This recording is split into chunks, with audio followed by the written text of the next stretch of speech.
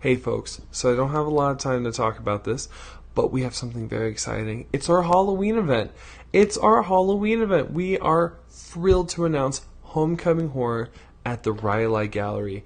Make sure to check the RSVP in the link below. It is completely free this year.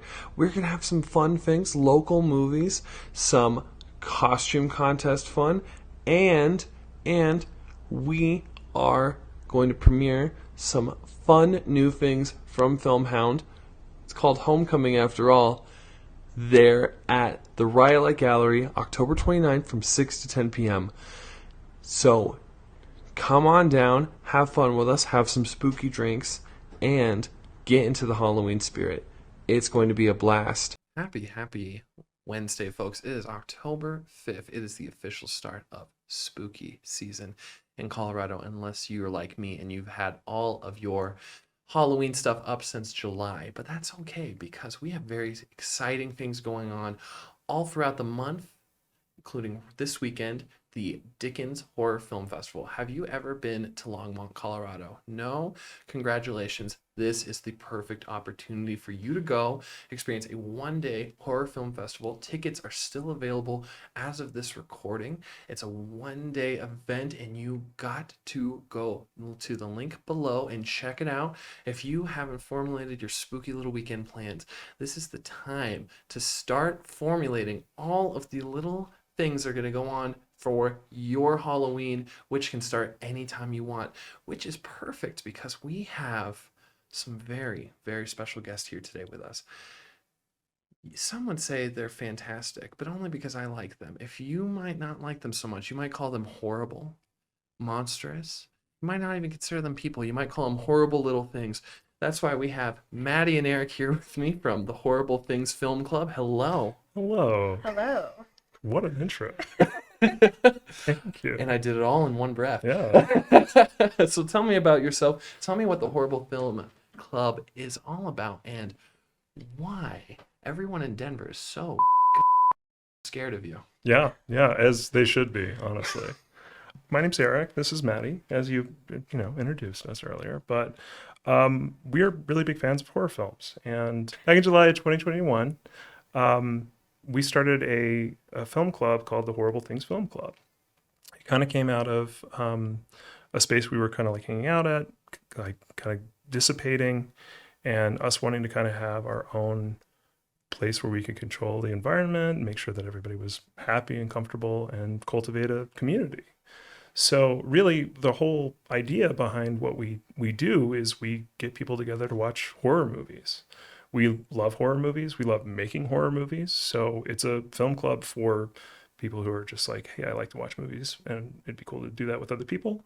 Or it's for people who want to make films and are looking for a way to network and get in with other people too. So yeah, Maddie was kind enough to join the club and help me and come on as the co-director to broaden the scope of everything we've been doing. And yeah, so far we've got some really cool things lined up for the rest of the year. And yeah, I'm really excited to meet more people. That's kind of our whole thing.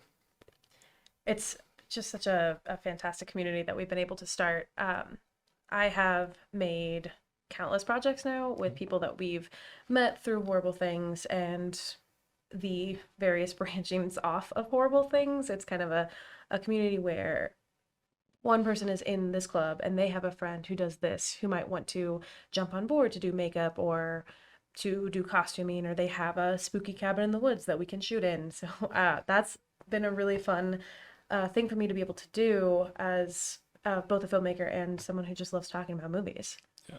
So you guys, you kind of created what Denver's been hoping for, trying to make happen. Is it just a community of like-minded people who are trying to help each other make movies, make things happen, produce content, network, all in one place? And you've done it through something special, which is the movies themselves. So what really brings these people together? In my experience, horror film fans are really they're awesome weirdos, and truthfully they're the most empathic people, they're the most sensitive people, and they're really, really passionate about films. They're really passionate about the genres they love, the characters they love. And so, when you get a person in a room with another person who knows about, Friday the 13th Part 5, and they can bond over how terrible it is or how ridiculous it is, there's just an instant connection there that is pretty, pretty profound. And again, yeah, I mean, I appreciate that. I think that is true, that Horrible Things is this place where people can kind of come together and just, be themselves. But the reason why we created it was because it's what we wanted. It was what we wanted to have, and we just opened the door, and that's kind of it. I actually met Eric through going to horror movie themed trivia. I'm a huge trivia person and a huge horror person. So when I found out Ghouls Night Out Trivia, they do trivia at a few different bars around town. I went there, met Eric, and then if I wanted to hear someone talk about which of my favorite slashers also was in space at some time, like that's the person I would go to. So you have to make a network of people that can have those kind of conversations. But then there's also an element that I really enjoy because I went to CU Boulder Film School, and so I really, really got a lot from having conversations and discussing film from a cinematic perspective and then also from a story perspective. So having people around that want to talk about how awesome it is to watch Nightmare on Elm Street, I think it's 4, where her arms turn into cockroach arms and she runs down a hallway. Perfect scene. Dream Warriors? Dream Warrior. That's 3. 3. It's all good. I gotcha. We all have to correct each other once in a while. But I love to have that conversation about how cool that looks, and then also break down the shots setups in Barbarian, or why the movement and the moving camera in Beast was such a useful tool. It's invigorating. Yeah, really. Well, it makes me feel like I'm kind of back in the film school vibe a little tiny bit, mostly because I never get to have those fun in-depth conversations anymore when I'm at work. Even on a commercial shoot, it's all like the business and fluorescent lightings are what we're using most of the time, not like the grand cinematic scope of what a film club feels like. And that's kind of the fun part for me. But really the meat of what you guys are digging your little claws into is much more than just the movie. Maddie is an amazing, one of the most prolific filmmakers I know. Well, I like the word thank you. prolific. Yeah. No, I graduated from CU Boulder in, unfortunately, 2019. So Shucks. immediately there was nothing for me to do in the film industry. We were all kept inside, so I started making weird stuff in my apartment by myself. And then I met some people that were interested in making innovative stuff right out of COVID. One of my very good friends, Andy, she makes all kinds of very bizarre body horror movies. I actually was able to do remote special effects for her during COVID, where I set up a green screen in my room and was like breaking bones and peeling skin in front of a green screen, and she superimposed it over footage she had. So having those innovations were really useful. But then breaking out of COVID, most of my film school contingent moved to New York and LA, and I was searching for something. Actually, Eric was kind enough to bring me on to a music video that he was working on, and I got to have a special effects presence, but also be able to do some of the producing type things that I really found a role in. And through that, I met my good friend Carmen. We just did Gore House, which was so much fun shooting all of that. And I've just been trying to help the art types have a logistical balance. Help the art types have a logistical balance. It's so strange. You mean you herding cats all day? Absolutely. It's so strange because in most communities, I'm not a math science person by any means, but in this community, for whatever reason, I'm very organized comparatively. So I like being able to organize people together and say, okay, yes, you want to have a hand jump out of a chest. Let's break this down item by item. Let's figure out how to make this work. And figure out how to do it for a budget that works and schedule it out together. And so we were able to make some really cool stuff. I am lucky enough to work for my boss, Adam, oh my gosh, for my boss, Creature Kid. He does special effects here in Colorado. He was LA for 10 years, and he kind of has been teaching me how to do a lot of more high-level special effects that I then do on very small budgets. It's been very effective. Well, I think that's one of the most valuable tools you can have in your bag is how to take something expensive and make it cheap. not only is that innovative, but also it challenges people, right? Yeah. And I think that's one of the fun things about what you guys are doing in Denver. And what we're all trying to do here is we're trying to take that big thing, the LA thing, and make it here in Denver. We're trying to make our own thing happen, but still allow for independent voices. Truly. So I think that's one of the things that I'm really excited about you guys, because you guys are all your own sprouted little tree from horrible things. You say the roots of it grow into many different things. It's like an aspen. And aspens are what? They're local to here. So that's one of the lovely things about you two. Now, a serious question, though, is how do we take that aspect and focus it? Really take all these, I call it herding cats. Yeah. We take the herded cats here, and how do we get that into the Denver sphere? How do we make Denver a practical force for the film industry? It's a really good question, and I think that Denver is, having been working here as a professional in the film industry for 10 years, it has constantly been this thing where there's a possibility for film incentives and grants and things like that. They're going to bolster things, and then it doesn't quite manifest in that way.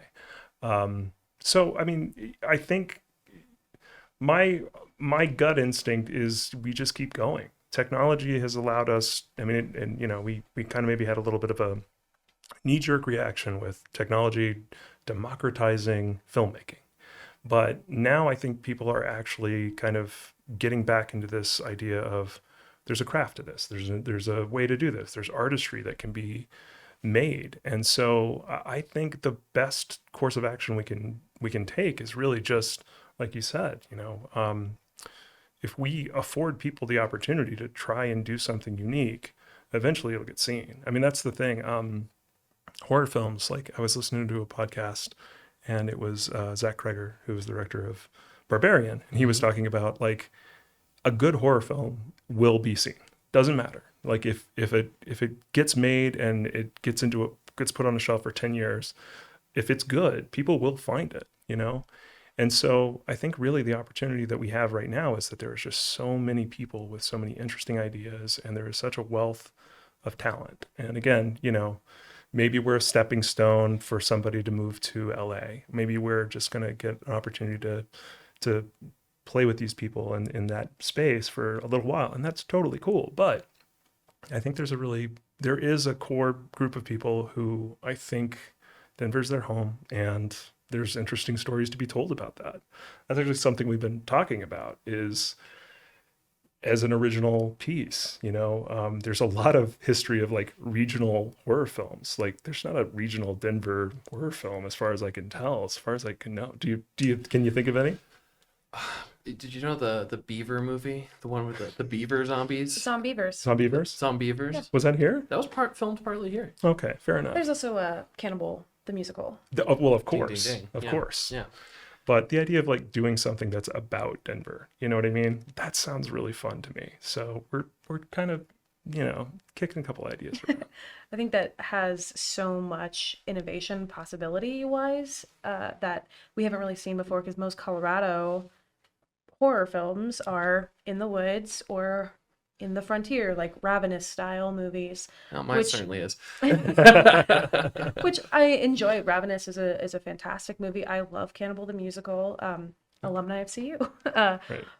But I want to see something that's more about Denver, more from where I'm from, more of the things I'm interested in. As much as I love the woods and hiking, I'm a city girl through and through. Like I want to see some innovative things that aren't placed in New York or LA or some, small campsite in a faraway town. I think there's a lot of potential there. Well, I'm sure Sexy's Pizza will let you shoot there once you write it. And it'll be very, very Denver and fun, and we can all be ironic about it later. Yep. And I have a terrible little quiz for you. You guys did a rousing round of rock, paper, scissors. So today, Maddie, you get to play the game, and you're Sydney Prescott for what I'm calling Scream Your Heart Out. Okay. Yeah. Okay. I'm frightened. Don't you worry. Don't you worry. I have something for you too. Okay. You get to be her one lifeline. So if she really fucks up, she will have to go to you. Great. But Does that make you Jamie Kennedy? Yeah. yeah, it makes her Jamie Okay. Jamie Kennedy. Yeah. Randy. But don't you worry. There's something later just for you. Wonderful. Oh God. Now remember, you have to get 2 out of 3 in order to survive, or Oh, else goodness. Okay. something will come out of the closet, or It was Mrs. Voorhees. that's Mrs. Voorhees. Yeah. All right. Scream for your life. Question 1. What is a rule that only applies to the Scream and Star Wars franchises? Is it A, both villains should have been taken out by Samuel L. Jackson but weren't? Is it B, the bad guys are always the hot guys who then get disfigured? Is it C, always two there are, no more, no less? Or is it D, a strange amount of homoerotic tension? I mean, is this something I can make an argument for? Because I can make an argument for those last 3 easy peasy. Yeah. What do you consider a disfiguration? Definitely when hot things get put into your face and suddenly you're no longer as hot as you were before. Got me really deep, man. It's too deep. That's hard. I have a huge crush on Matthew Lillard and Skeet Ulrich. That was what unleashed my. If I am attracted to them, it probably means they're a psychotic killer. In me. Good to know. I think I made a There is- TikTok about that recently. There is the rule of 2s though in Scream. Well, no, tricky. because Scream 2, there's not 2 killers, is there?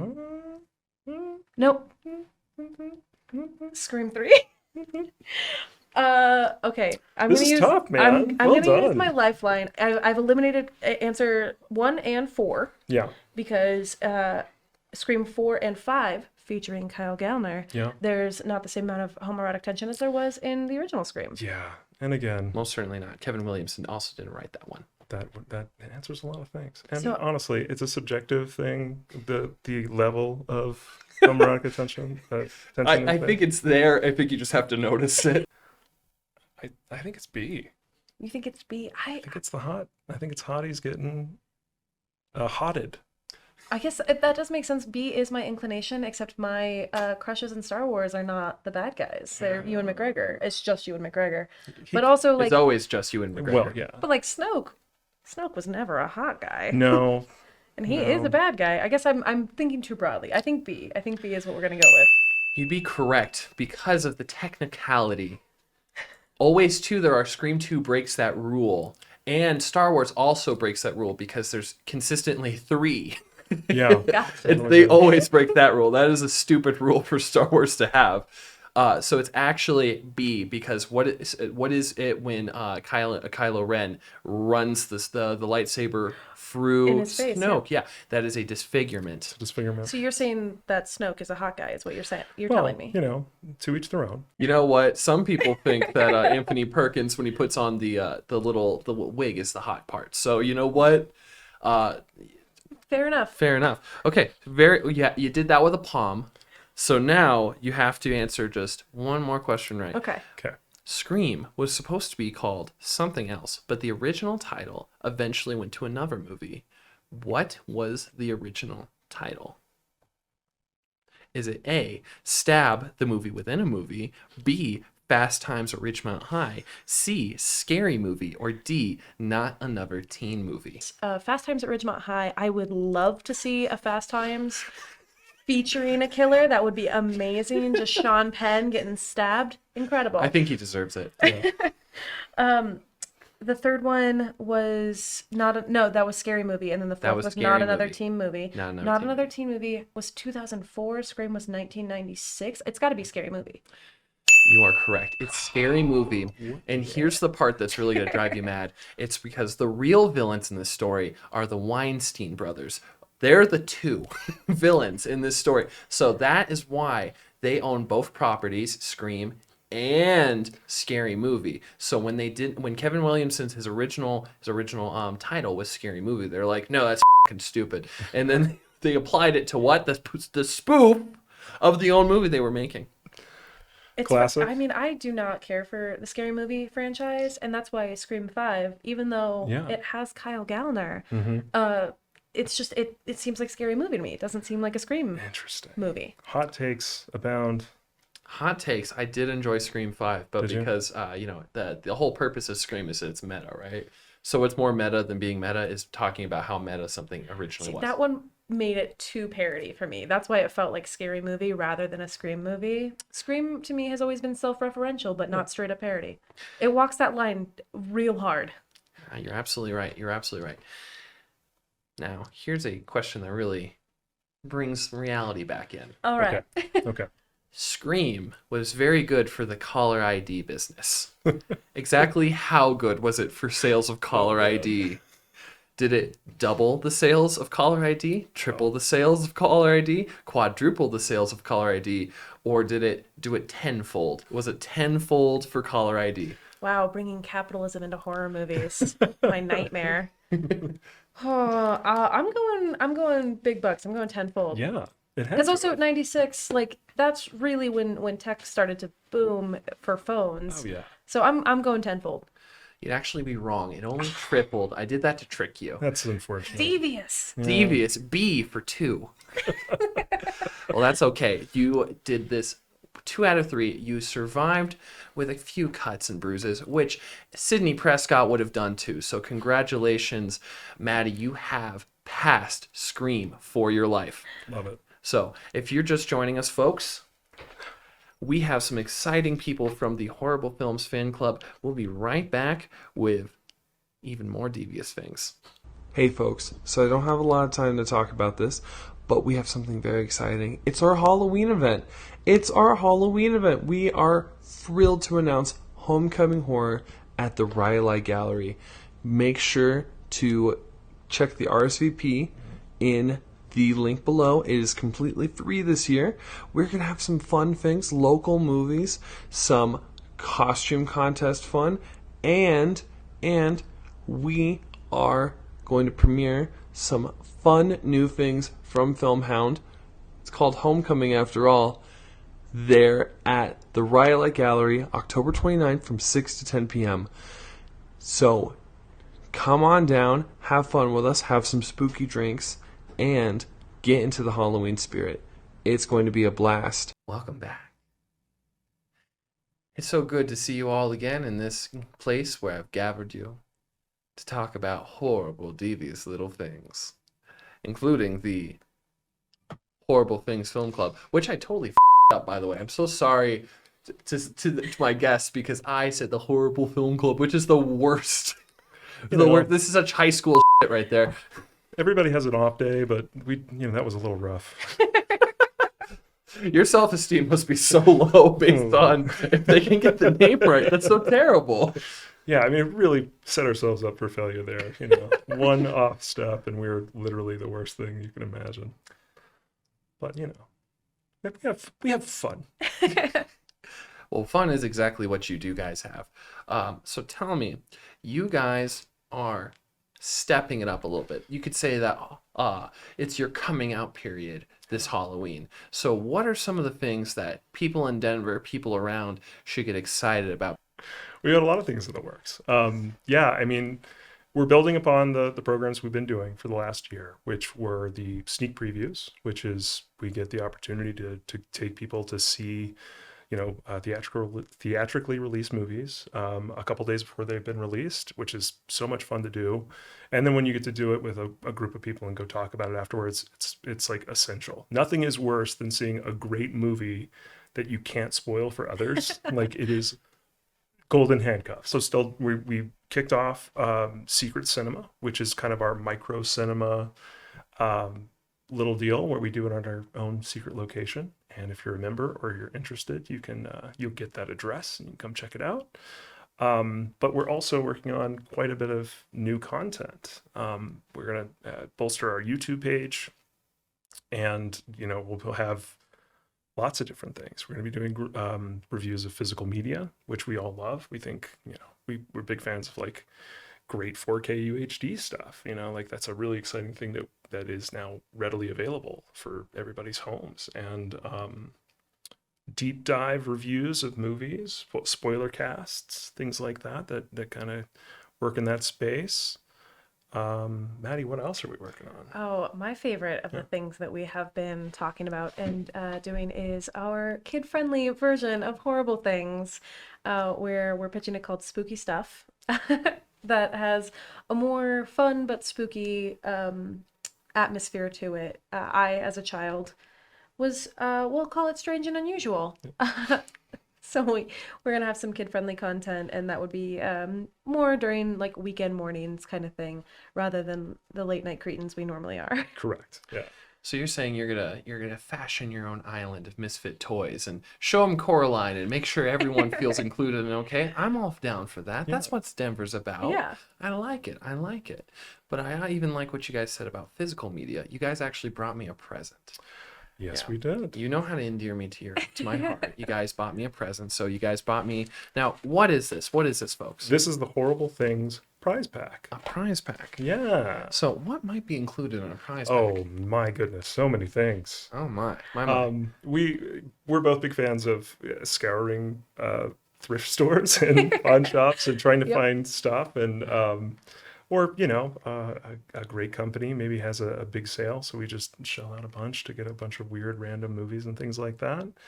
Stickers, all sorts of fun stuff. So hey, why don't you show us? Why don't you show? Well, why don't I make it so it's a enjoyable experience for people on Spotify? Yeah. Full ASMR. Ooh, look at this. Exciting things. Okay. Exciting things. Horrible things. Ooh. It's a little legacy A item little in there. legacy item. Okay. So if you come to any of our secret cinema events, you will get a opportunity to purchase a supplemental that is thematically linked to whatever we're showing. So we did a great event at The Crypt, which is an awesome bar and restaurant. So we showed Blood Diner, and this is our Blood Diner menu Oh, excellent. that includes some cool links to stuff. So And it's got some fun facts. I love me some fun facts, as you can Fun tell. facts. The Midnight Mass podcast. yes, It's got a little plug for them. I like them a lot. Go check it out. Great. The Midnight Mass. Well, let's see what else is in here, folks. I love what you got.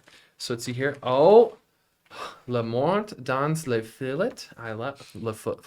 My mom was French. And you hear my pronunciation? yeah, that was rough. That was bad. Yeah. Go back to Duolingo. That's excellent. I like this. Yeah. You know what? Who doesn't love a creepy French horror graphic novel? That's what brings and makes the world wide. Love it. Okay, what else? Ooh, okay. Oh, this is Dark Waters. Wow. Have you ever seen Dark Waters? What a find. Once at 2 a.m. I've more or Okay. less seen a lot of movies once at 2 a.m. Worth So, a revisit. Worth a revisit. This is going to Yeah. be, I mean, it's called The Last Masterpiece for a reason. So excellent. Thank you, guys. Worse. And then, hold on, I love a good t-shirt. This is very limited edition, to be honest. My God, it looks like the Hereditary poster from Canada. You ever see that one? Oh, Tell me what this is. Tell me what this is, yeah. folks. So Wow. our first event that we did was we did John Carpenter's The Thing, Yeah. and so we ran a couple of T-shirts to kind of be kind of our just a one-off run of things that we could have. So this is our old Horrible Things logo. The new one is coming soon, which Wow. is maybe something, maybe our own slasher creature, Oh, yeah. maybe. Oh, yeah. So stay Wow. tuned. You guys like to keep it secret from me. But you know, I'll forgive it this time just because you've been so nice and gave me many, many gifts. Enjoy. I'm going to enjoy this. This is going to be a weekend pleasure from now on. Yeah. And of course, like we do our live casts usually every Sunday. It's our aim to do. And these are very much what we send out. You know, everyone who joins gets an opportunity to win one. And along with tickets to the events and things like that, our prize packs are a big part of that. Sometimes we even get stuff from studios. Like we had a whole bunch of stuff from Nope, which was rad. That was really cool. Yeah. And so sometimes that's what a prize pack will hold too. So stuff you can't get anywhere else, man. I like stuff they couldn't sell. I've been able to make use with my Night House lantern, so it's You got the Night House lantern. yes. Cool as that. I love Night House. Me and Abby were the only two people in the theater to see Night House, and I think that was a damn shame. It was an incredible movie. Yeah. I was very surprised. I went in completely blind. That's one of my favorite things Yeah. to do is go into a movie not seeing any trailers, nothing, just completely blind. And Night House really, really affected me for several days. Yeah. also bonded me and Carmen. There you go. You guys got to check out the Horrible Things Film Club. It's going to be amazing to see what they do next. If they can get you free Nope merchandise, all you got to do is just watch a live stream and participate in things you're already going to do anyway, fun horror stuff. Why not do it with some local people who are going to love to take you to some fun events too? We got Maddie, we got Eric, and we got something very, very special. You guys get something that no other guests get, which is second game time. God. Hunter. I mean, Randy was in 1 and 2. It's true. That's true. And 3, technically. Yeah. Well, you guys have caught on to my little ruse. It's Scream for Your Life, even harder.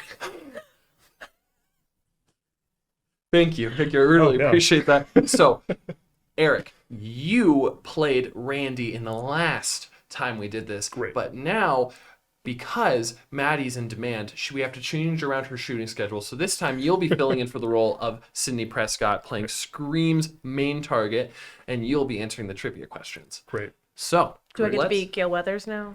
Those Ooh, terrible microbangs? Yeah. Oof. If you want to hurt your good girl image. It's the whole reason she did that movie, that she's stuck doing every single freaking one. Yeah. Good for her. Good for her. That's making the money, baby. Yeah. That's making it. Several titles were considered during shooting for Scream 2.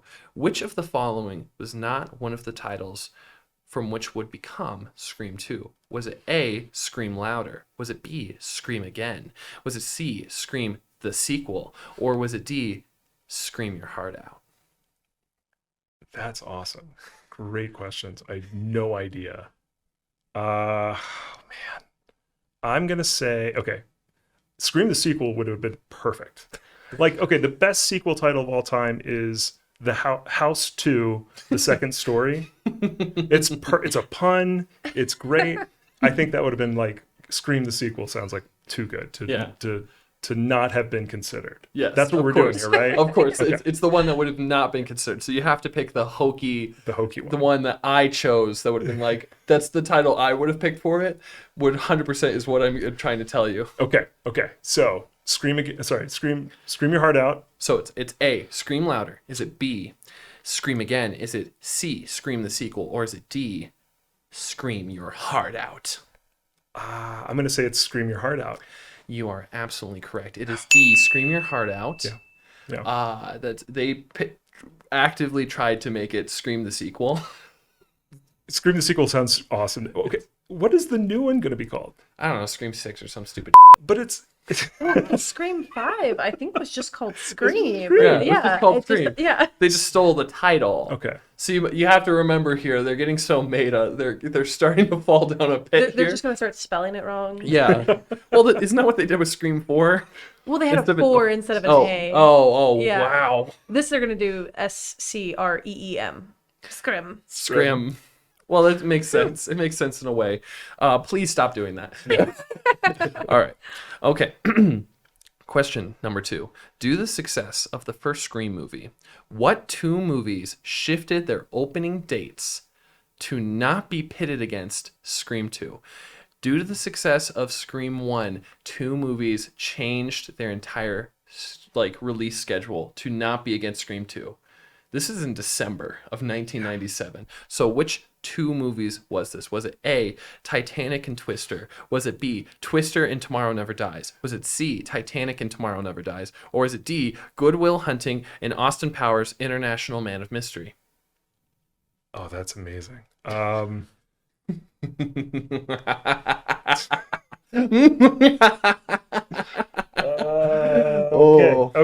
I'm gonna need some help, Gail. What do you think? I feel like Austin Powers was a summer release. I feel like Austin Powers was one of this. Wait, what? First one? International Man of yes, Mystery. okay. All right. Definitely a summer release. Summer Yeah, release. I believe that was a summer release. Scream is in December. So that is the clue that we have. The question is Twister or Titanic, because the other 3 are Twister or Titanic. No. Yeah. The also includes Tomorrow Never Dies. Do not James forget Bond. a James Bond Which is movie. also something yeah. I would consider a summer release because it is blockbuster, but James Bond usually comes out Christmas Day, now that I think about it. Or like around or Christmas time. Thanksgiving.